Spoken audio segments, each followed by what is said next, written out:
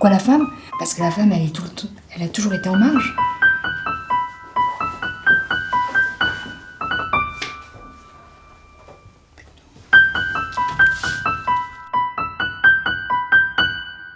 Qu'on soit grand, petit, noir, blanc, on est un être humain. Cette espèce d'amour aussi de l'humain, il existe. C'est à moi aussi, qui vient d'ailleurs, de le voir. Si je ne le vois pas, il n'existerait pas. Après, je rentre dans l'intimité, là. Mais maintenant, j'ai été la fille d'une famille, la sœur d'une fille, puis je suis la maman. J'ai un proverbe qui est important pour moi, c'est « l'habit ne fait pas le moine », c'est que chacun est perçu comme il est, malgré sa carapace. Moi, je suis une fille d'immigrés et la 11e d'une famille de 11 enfants. Et je suis aussi le témoin de cette génération d'immigrés qui est arrivée pour travailler ici et fonder une famille, même si à l'époque ils étaient venus pour pas rester et qu'au bout du compte ils sont restés. J'ai fait l'expérience de l'intégration avant que j'arrive en France, en fait. Puisqu'on vivait d'abord dans les montagnes du Moyen Atlas, dans une région que les Marocains eux-mêmes ne connaissent pas, ça s'appelle Tamoudjout, où on avait une culture un petit peu tribale, une culture vivrière pour vivre, des arbres fruitiers, des oliviers.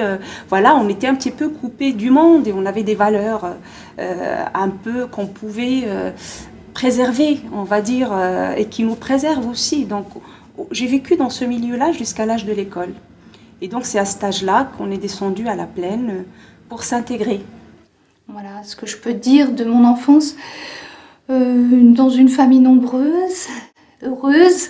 À l'époque, c'est vrai qu'il y avait des valeurs peut-être un peu différentes d'aujourd'hui, puisqu'on était dans un quartier, donc on était dans un esprit de valeurs communes, avec des exigences qui nous soutiennent aujourd'hui, qui font mes bases. Par exemple, on parlait de valeurs de hiérarchie, les valeurs d'aînesse. Voilà, on était dans un esprit quand même d'un attachement qui construit un individu, un enfant. Donc on était dans un quartier heureux. Donc j'ai une anecdote à vous raconter. Donc à ma naissance, mon papa attendait un garçon. Et quand il a appris que c'était une fille, on sait beaucoup que chez nous, le premier enfant, c'est le garçon. Et donc je suis née. Donc ça a été au départ pour lui, il a été un petit peu déçu. Parce que dans toutes les familles, on va dire maghrébines, l'enfant, le premier, on souhaite avoir un garçon pour qu'il reprenne un peu le nom de la famille. Mais après, donc il m'a accepté, il était content, etc. C'est vrai que j'étais beaucoup plus proche de mon papa. Avec ma maman, il y avait beaucoup de sujets tabous. Je sais que chez nous, tout ce qui était question sexualité, tout ce qui était question qu'est-ce que tu veux faire plus tard, ou parce que la maman, c'était les enfants et elle ne travaillait pas à cette époque-là. En fait, ces années que j'ai passées un peu, on va dire, loin de la civilisation, et avec, ce sont des années marquantes pour moi, dans la mesure où déjà les gens, ils apprenaient à se débrouiller en dehors de l'État. C'est-à-dire en dehors du système. Il y avait mon grand-père paternel qui était médiateur. Et donc, quand il y avait des conflits, il n'y avait pas... On ne pensait pas, le premier réflexe, c'était d'appeler la police ou d'appeler... Non, il y avait des gens qui partaient pour aller faire la paix. Et c'est cette expérience-là qui m'a vraiment marquée. Donc il y avait ce fameux rapport de hiérarchie qui faisait qu'effectivement, nous, en tant que femmes, on était un petit peu encouragées à un modèle unique qui était de devenir la femme modèle.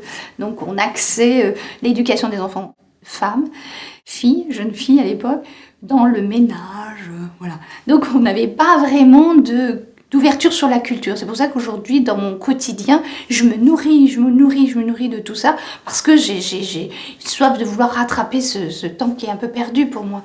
Parce qu'on n'axe pas une vie sur le ménage. On n'avait pas énormément de livres à la maison, on n'avait pas, comme aujourd'hui, tous ces jouets, mais on avait des stylos, on avait de l'encre de Chine. Donc pour moi, c'était un moyen aussi d'expression, de pouvoir exprimer en souterrain, dans cette maison bien remplie, et de pouvoir exprimer des sensations, des revendications quelquefois. Aujourd'hui, si j'ai réussi ce que je fais, entre guillemets, si je suis en cours de réalisation de ce que j'aime faire, c'est parce que je l'ai quand même reçu en transmission. J'ai eu un père qui était maçon, comme beaucoup d'émigrés. Il avait l'amour des belles choses. Et donc, il a réussi quand même à me transmettre l'amour des belles choses. Et pour lui, la maçonnerie, c'était pas uniquement une empilation de moellons, c'était bien plus que ça. Il revenait à la maison avec des plans, et puis il me disait de les lire. Donc voilà, donc toute cette transmission fait que, avec ses moyens à lui, on fait que chez moi, ça a éveillé un intérêt pour tout ce qui est manuel, tout ce qui est... voilà. Ben moi, le chéquier, ça évoque le premier compte bancaire que j'ai eu quand j'ai quitté, on va dire, le cocon familial. Donc ma maman, elle m'en avait pas parlé. Et c'est à l'âge de 18-19 ans qu'elle me dit, tiens, pour ton envol et tout, tu vas aller à la fac, etc. J'ai un compte que j'ai créé pour moi, mais en fin de compte, c'était pour ton avenir. C'est vrai que ça a été une surprise pour moi parce que je pensais qu'elle était un peu effacée de tout ce qui était scolaire, alors que non. C'est mon oncle. C'est le frère à maman. Pour moi, c'est un analphabète, c'est un monsieur qui n'est jamais allé à l'école. Et c'est un idéal pour moi, parce que c'est quelqu'un qui sait dire non à ce qui n'est pas essentiel. Voilà. C'est quelqu'un qui a tenu bon, qui est resté là-haut, dans sa montagne, et qui descend nous voir de temps en temps à la plaine, et qui vient voir les gens, mais qu'on retourne dans son monde qu'il aime. Et c'est quelqu'un d'intègre, de juste, de vrai, d'aimant. Voilà. Et jusqu'à présent, dans toute la famille, c'est un idéal pour moi. C'est un monsieur très juste. Il n'a pas de préjugés, ce monsieur-là. Et pour moi, c'est un exemple pour moi. De par son silence, elle m'a quand même transmis quelque chose. Il y a eu un transfert quand même qui s'est fait vers moi. Et voilà, il y avait de l'espoir. Et ça, c'est vrai que je le ressens comme ça. Donc même si elle a été silencieuse, elle m'a quand même transmis indirectement des valeurs à elle qu'elle n'a pas pu utiliser. Donc voilà, cette notion de liberté, cette notion de va voir ce que le monde peut t'apporter. Elle n'est pas allée à l'école longtemps, donc elle a voulu que moi aussi que je fasse des études en ma convenance. Donc voilà, c'est comme ça que je l'ai ressenti. Voilà. Depuis que moi aussi je suis mère, donc j'ai 2 enfants, j'ai une fille et un garçon, et moi ce que je veux par la suite, c'est ne pas qu'il y ait une coupure justement de tout, voilà, de tout expliquer, qu'il n'y ait pas de tabou dans la famille sur tel ou tel sujet. Voilà. Et moi, je partais à l'école l'après-midi, j'avais qu'une envie, c'était de m'endormir. Et quand je m'endormais, je chantais la Javel dans mes mains parce que j'avais fait que ça, le ménage, la Javel.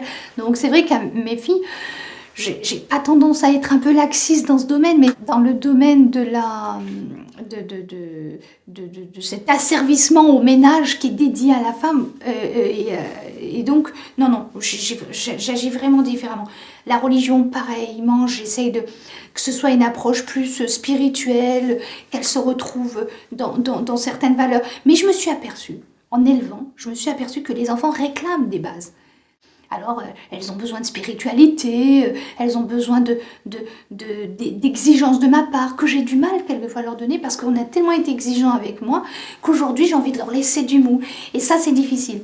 Alors, si j'ai quelque chose à transmettre à mes enfants, c'est... Moi, mes enfants, ils sont spectateurs de ce que je suis en train de devenir dans ce pays. Et ce que je leur transmets, c'est une capacité d'analyse. J'aimerais qu'ils soient capables d'analyser les choses, capables de réfléchir. C'est plus un savoir être que des valeurs fixes que je voudrais. Bien sûr, quand on parle des valeurs, la valeur morale, elle est là, hein, c'est commun à tout le monde, à toutes les sociétés, etc. Mais ce que je voudrais transmettre à mes enfants, c'est de dire aussi, d'avoir le droit de me dire aussi non à ma transmission, à ce que je leur transmets. J'ai envie que mes enfants me disent non quand ça ne leur convient pas et que je puisse les accompagner humblement dans leur propre chemin.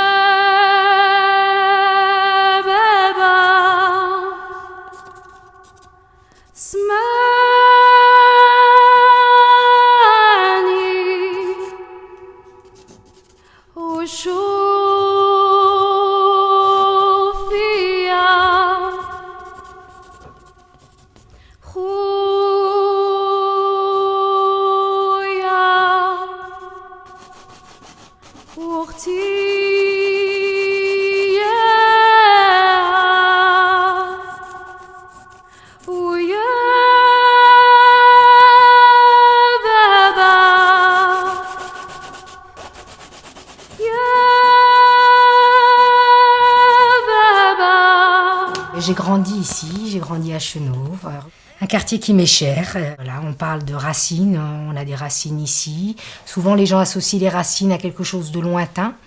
Aujourd'hui, je trouve qu'on fait un amalgame de racines égale étranger, égale maghrébin, c'est encore mieux. Mais non, racines, on en a tous, j'ai envie de dire. Donc moi, j'ai fait le choix, à l'âge de 16 ans et demi, de partir étudier en Algérie. Et j'ai vécu 4 ans en Algérie. Donc quand on parle de mon pays, je peux en parler aujourd'hui. J'ai pas retenu que le folklore de mes vacances, mais j'ai vécu les mœurs tout au long de mes 4 années d'études et de mariage. Enfin, voilà, il s'est passé beaucoup de choses.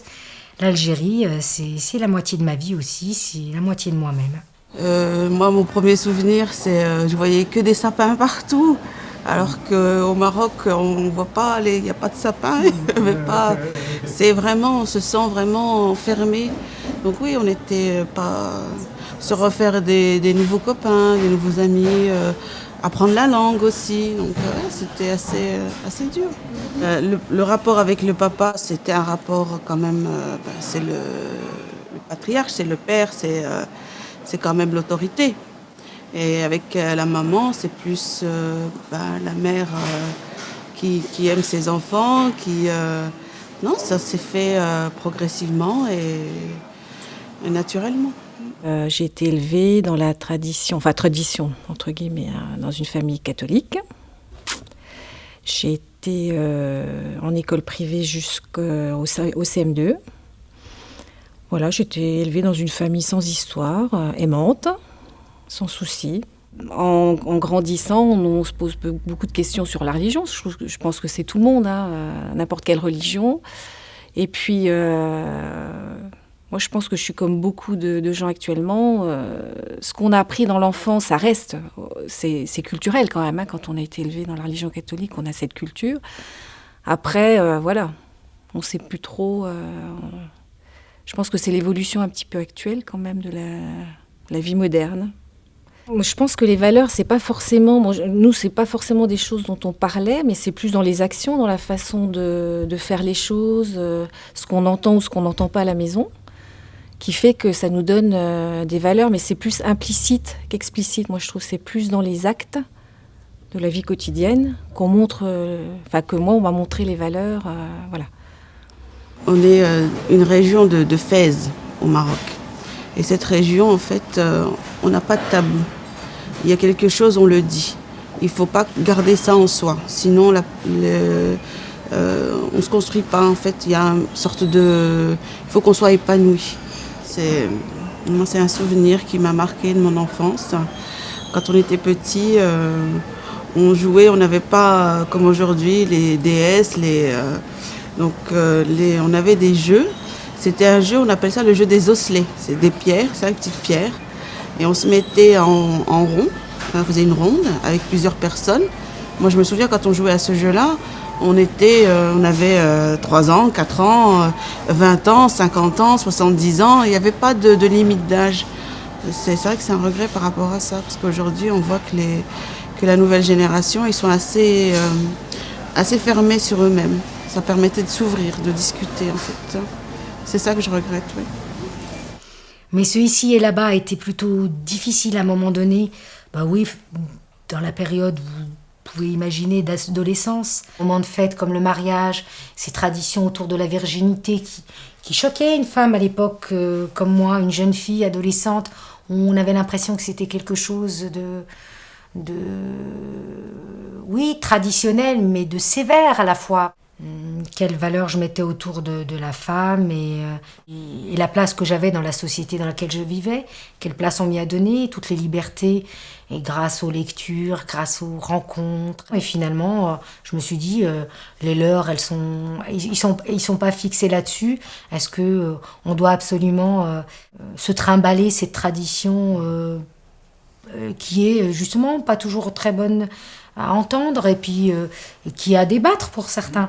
Et ben moi, je laisse le débat ouvert là-dessus. Voilà. Pour mes enfants, donc, on a quand même tenu à leur donner un enseignement catholique. Donc, ils sont allés au catéchisme. Ils sont pas fous, les enfants. Ils sentent bien que nous, on n'est pas dans une grande conviction religieuse. Donc, on leur a quand même donné cette continuité dans la religion. Tout en leur laissant le choix. Parler de la sexualité en famille, bon, c'est vrai que dans notre génération, on n'en parlait pas. Enfin, bon, je n'ai pas souvenir, on en parlait très peu. Nous, c'est vrai qu'on en a plus parlé. Bon, même si ça reste quand même un domaine un peu difficile à aborder avec ses enfants. Mais après, on peut dire des choses sans rentrer dans les détails. C'est plus sur des valeurs, des choses, voilà. C'est sûr, si on se fie à des sites pornographiques pour sa sexualité, on va avoir des soucis plus tard dans sa vie personnelle, quoi. Donc ça, on l'apprend. Enfin, moi, ça, je sais que je l'ai appris assez vite à mes enfants pour que... C'est bien d'avoir un contre-pouvoir, parce que c'est vrai que les médias, c'est pas... Faut pas que ça soit le pouvoir sur notre façon de penser, quoi. Je suis partie une fois toute seule et il a fait la connaissance de tout le quartier. Et ce qui m'avait le plus marqué, c'est le jour de notre départ. On devait prendre l'avion et il me dit « Maman, on peut rester encore une seule journée, s'il te plaît ?» Je lui dis « Pourquoi ?» Il me dit « Parce qu'il faut que je dise au revoir à tout le monde. » Et en fait, il allait voir les gens à l'extérieur qui vendaient leurs légumes et tout. Il leur disait « Ça y est, je m'en vais, au revoir. » Il faisait des bisous, il faisait des câlins. Et il me dit « J'ai pas envie de partir. » Parce qu'en fait, c'est une sorte de... on n'apprend pas ça ici. Une sorte de solidarité, d'amour en fait, parce que les enfants ils sont en confiance. Moi j'ai laissé mes enfants dans le quartier parce qu'entre nous il n'y avait pas cette crainte qu'ils se fassent renverser par une voiture, qu'ils se fassent kidnapper tout simplement, ou non, il y avait comme une sorte de confiance dans ce quartier. Donc, ouais. Mais ça, lui, il l'a ressenti et c'est vrai que ça m'a marqué, le fait qu'ils me disent qu'ils voulaient rester pour leur dire au revoir, mais à chacun d'eux, donc ça m'a fait plaisir quand même.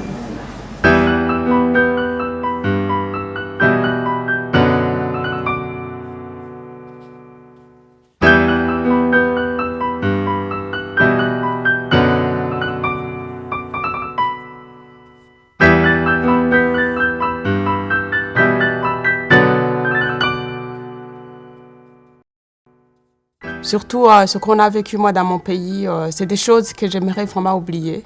Et du coup, je me suis dit, ça y est, quand je vais arriver là-bas, on va me poser des questions sur ça. Et c'est des choses que j'aimerais oublier, que je voulais enterrer quelque part. Mais malheureusement, c'est mon histoire. Mon grand-père était en Lettonie. C'était un enfant juif qui vivait dans un village très très pauvre. Et quand il est devenu jeune homme, Il s'est intéressé au communisme qui était naissant à l'époque. Et puis, à la suite de ça, il s'est mis à rêver d'un pays idéal, la France. Au Cameroun, bon, j'étais une petite fille, une adolescente qui aimait bien son pays, mais dont le rêve était d'aller en France. Et très souvent, ma grand-mère disait que le blanc, c'est la meilleure chose du monde, et que le noir n'était pas très bien. L'adolescent peut bien se construire, puisque l'adolescent est instruit. On a des livres. Les grands-mères nous disaient cela, mais avec l'école, on apprenait autre chose. On savait que le blanc n'est pas toujours bien, puisqu'on savait que le blanc utilisait des pistolets. On savait que le blanc venait avec des armes aussi. Le blanc ne venait pas que pour construire. Dans ma famille, il y a mon père et ma mère qui travaillaient dur. C'était vraiment dur, l'agriculture. Mais nous, on a eu, les enfants, on a eu la chance de pouvoir faire des études. Mon père disait... le métier, il est très dur et puis ça ne rapporte pas vraiment beaucoup, mais lui, tout ce qu'il voulait, c'est que tous les enfants puissent faire des études. Tous les deux, ils ont voulu que leurs enfants deviennent de vrais Français. Donc, ma grand-mère, elle ne savait ni lire ni écrire, mais elle surveillait les devoirs, elle allait discuter avec les enseignants et ils voulaient absolument que leurs enfants ne se différencient pas des autres Français, qu'ils soient de vrais Français. Lorsque je suis arrivé ici, d'ailleurs, j'ai été très bien accueilli, c'est pour ça que je suis resté d'ailleurs. J'ai été très bien accueilli par mes camarades de classe, même si quelquefois, de temps en temps, ils se moquaient de moi quand je parlais français. D'ailleurs, je ne savais pas pourquoi ils se moquaient de moi, c'est bien après. C'est bien après qu'on m'a dit que c'est parce que j'avais un accent différent des leurs. Parce que moi, quand je parle, je m'entends parler comme tout le monde. Alors, mes camarades de classe se moquaient de moi, mais en même temps, ils m'aidaient beaucoup. Ils m'ont beaucoup aidé, donc j'étais très bien accueilli. J'étais au lycée Castel, j'ai été très bien accueilli par mes camarades qui m'ont beaucoup aidé. Comment prendre le bus, comment aller à la bibliothèque. Il faut dire que moi, quand je suis arrivée ici, j'avais mon baccalauréat. Et le baccalauréat, il était tellement déchiré parce que chaque fois que je fuyais la guerre, quand je fuyais dans les montagnes, en fait, on fuyait au milieu d'un autre pays. Parce que chaque fois qu'on fuyait, j'avais un habit avec une poche. Et là, c'était toujours mon papier, le diplôme, le baccalauréat était toujours dedans. Et comme quand il pleuvait, comme il y a toutes les couleurs, ça avait coulé sur les parties du papier. Il y a même des choses qu'on n'arrivait plus à lire. Mais on voyait quand même que c'était le baccalauréat. Ça, c'était très, très important pour moi de pouvoir faire comme mes frères, parce que des fois, ce sont des garçons qui faisaient les études. Il fallait qu'une femme aussi puisse faire des études. Alors, mon rêve, c'était enseigner. C'est-à-dire, enseigner les gens, peu importe le niveau. Le savoir, transmettre le savoir aux autres. Transmettre pas que le savoir, des valeurs. Tout transmettre aux autres. Donner tout ce qu'on a. Moi, c'est donner tout ce que j'ai. Tout ce que j'ai de positif, bien sûr. Tout ce que j'ai de positif. Transmettre le savoir. Et autre part, être directrice, c'était pas tellement un grand rêve. C'est avec le temps, ayant vécu en France, j'ai cru comprendre que la femme noire ne valait pas grand-chose. Or, c'était pour montrer à mes enfants, aux autres enfants qui sont comme moi, qu'on peut aussi faire des choses, qu'on peut aussi réussir. En tant que femme noire ou noire, on peut réussir en France. Mais pour réussir en France, il ne suffit pas de casser. Il faut se battre, il faut travailler comme les Français, et même travailler 2 fois plus qu'un Français. J'ai été embauchée à l'INRA, Institut National de la Recherche Agronomique, où j'ai travaillé 7 ans, et puis j'en avais tellement assez que j'ai demandé à entrer dans l'enseignement. Je suis d'abord entrée comme suppléante éventuelle, ça s'appelait, ce qui ne donnait pas une grande sécurité d'emploi. Et puis, j'ai passé l'échelon et je suis devenue institutrice titulaire. Et c'est un travail qui m'a vraiment beaucoup plu. C'est un enrichissement, oui, d'avoir plusieurs expériences, c'est un enrichissement. D'être différent, parce que moi j'étais quand même la seule juive dans le village. J'avais pas le droit d'en parler parce que mes parents étaient terrorisés à l'idée que ça se sache. C'était quand même un enrichissement. Moi j'aimais bien être différente. Oui, c'est vraiment... ces paroles-là de mon frère et puis la façon dont je vivais, je voyais que mes parents se donnaient à fond pour qu'on puisse réussir nos études.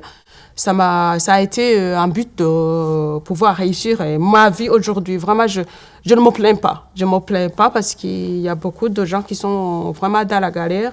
Avoir un travail aujourd'hui, déjà, c'est très, très dur. Je me dis que j'ai atteint mon but aujourd'hui. Surtout avec l'éducation de nos enfants qui sont nés ici. Nos enfants sont nés ici, ils ne connaissent que la civilisation française. Nous connaissons les deux civilisations. Et on a envie, moi j'ai envie que mes enfants apprennent les choses positives de l'Afrique.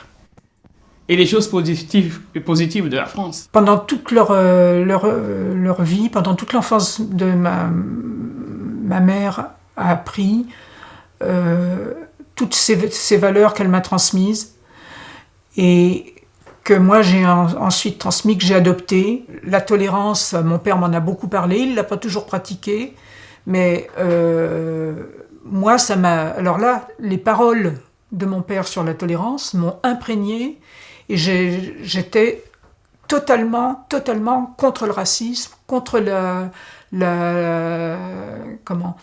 le rejet des minorités, contre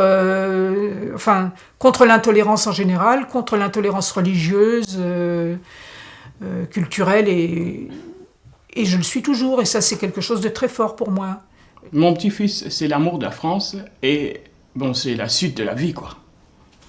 C'est-à-dire que je peux mourir maintenant, j'aurai quand même un petit-fils. C'est la vie. Les valeurs, il y en a plein et elles sont, je dirais, des fois propres à chaque individu.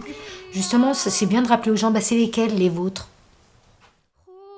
Vu les valeurs qu'on m'a inculquées, je peux pas être pessimiste, c'est pas possible.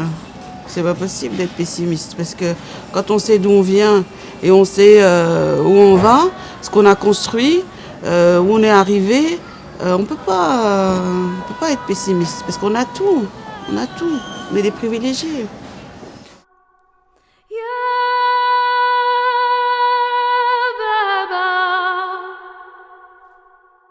Je pense qu'on ne part pas de rien.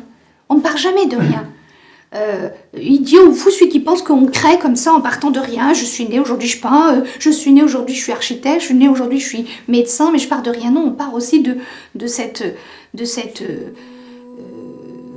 cocon familial qui nous donne des ailes ou qui nous ampute.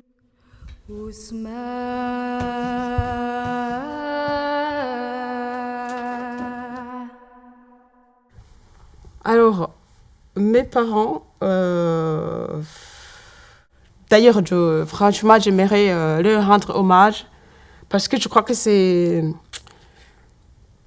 grâce à eux que j'ai pu me reconstruire ici. Mais grâce au fait que je voyais mes parents se battre et la façon dont ils nous disaient, il faut respecter quelqu'un. Il ne faut pas en vouloir à quelqu'un parce que quelqu'un t'a fait ça. Mais moi, la plupart des choses qui m'ont fait avancer jusqu'à aujourd'hui, c'est surtout le respect et le travail. Ça, c'est des choses, j'y tiens vraiment aujourd'hui.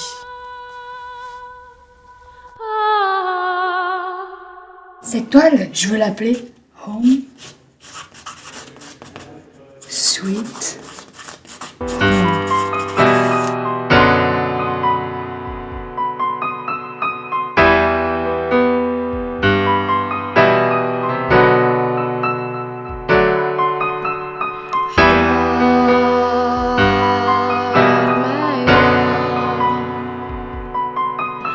Adrei